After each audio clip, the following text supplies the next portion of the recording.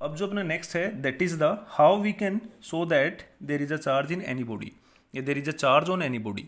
तो हम ये कैसे बता सकते हैं कि किसी बॉडी पे चार्ज है या नहीं, यानी कि व्हाट अबाउट द चार्ज, कि क्या किसी बॉडी पे चार्ज है या हमें कैसे पता लगेगा।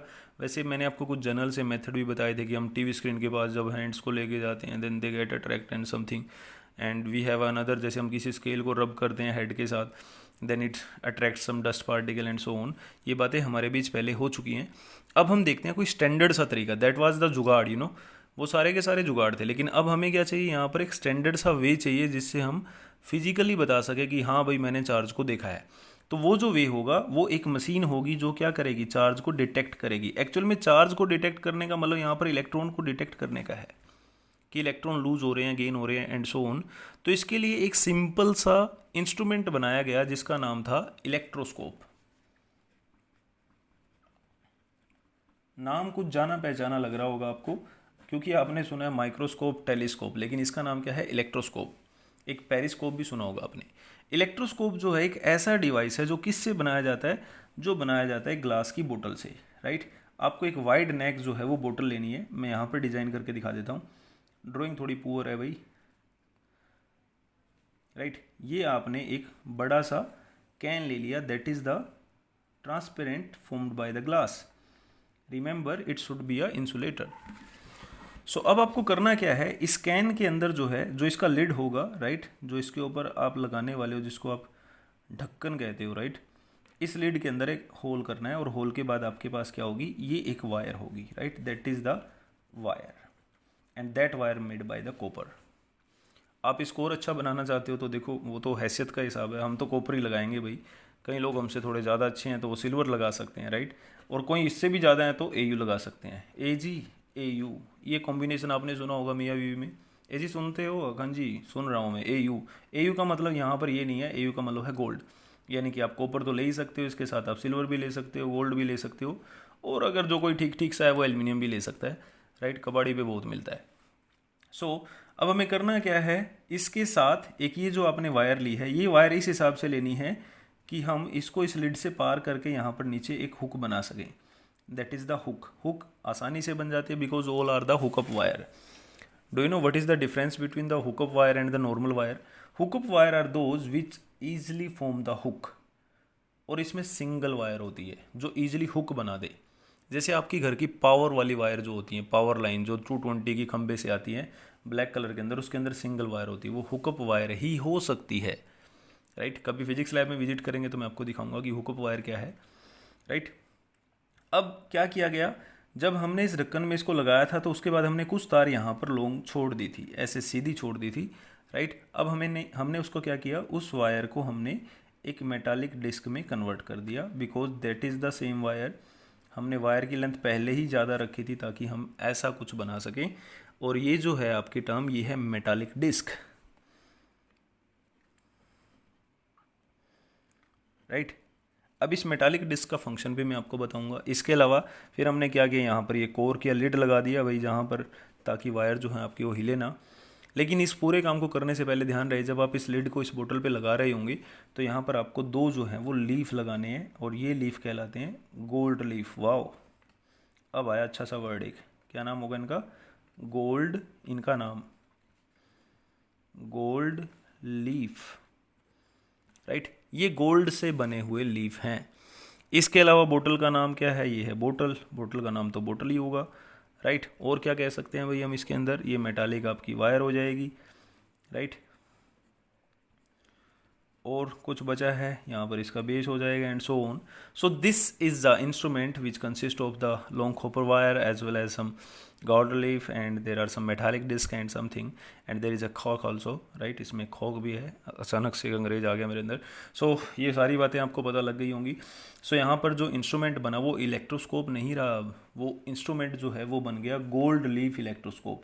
क्या नाम बन गया इसका, गोल्ड लीफ इलेक्ट्रोस्कोप।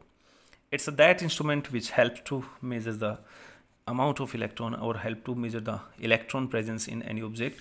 So इसका हम यूज़ क्या करते हैं, किसी भी ऑब्जेक्ट के अंदर इलेक्ट्रॉन की प्रेजेंस को चेक करने के लिए हम इसका यूज़ करते हैं, राइट। और ये जो प्रेजेंस है ये कैसे पता लगेगी, let we suppose there is a wire and we have a electroscope, gold leaf electroscope. So just आपको करना क्या है, ये जो इसका मेटालिक डिस्क होगा ये इसके नियर लेके आना है, और नियर जब लेके आओगे तो जाहिर सी बात है जो नीचे गोल्ड लीफ में जो 2 लीफ लगे हुए हैं या फिर 2 गोल्ड लीफ जो हैं ये एक दूसरे को अट्रैक्ट भी कर सकते हैं, रिपेल भी कर सकते हैं, तो इनको आपको मॉनिटर करना है सिंपली.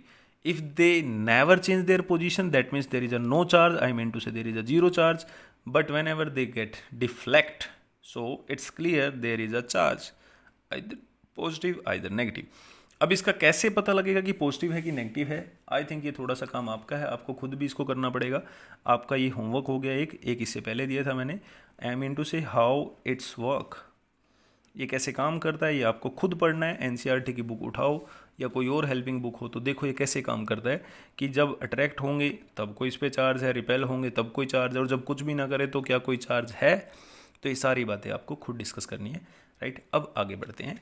और अगला जो आपका कंसेप्ट है वो है, अच्छा, इलेक्ट्रॉन पॉजिटिव नेगेटिव मैंने आपको सारा बता दिया है कि कैसे कैसे जो है उसका नेचर जो है वो क्या क्या बनाता है. अब आगे बढ़ते हैं. नेक्स्ट जो टॉपिक है that is the conductor and the insulator.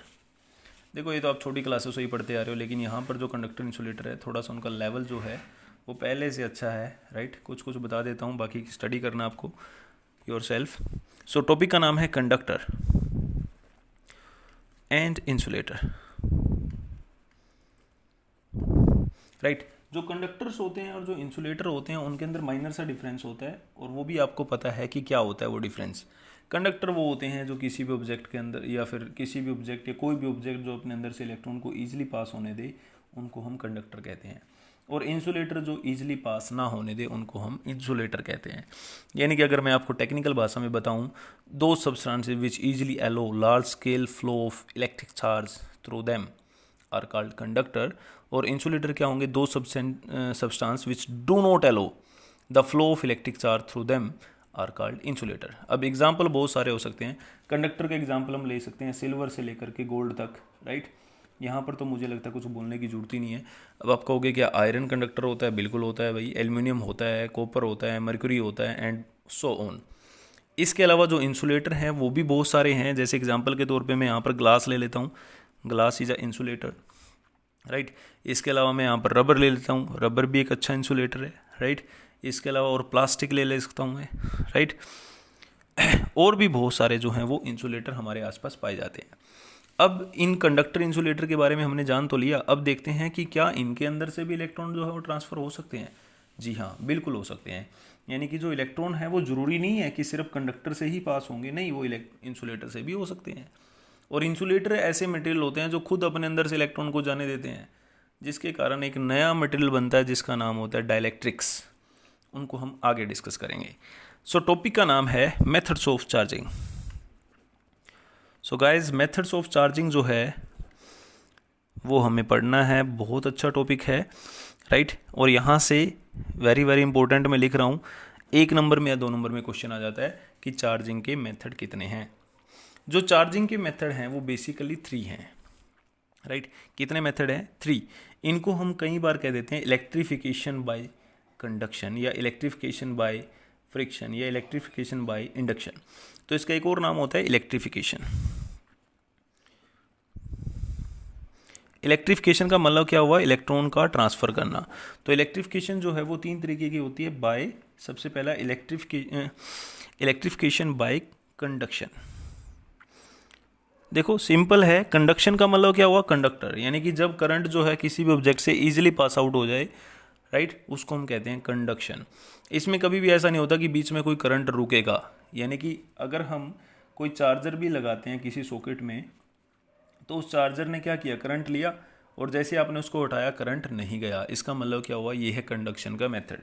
या फिर किसी बल्ब का बाय द वायर जलना. कोई बल्ब आपको जलाना है तो वायर लगाओगे. राइट, वीडियो काफ़ी लॉन्ग हो गया भाई, रुको नेक्स्ट वीडियो बनाते हैं.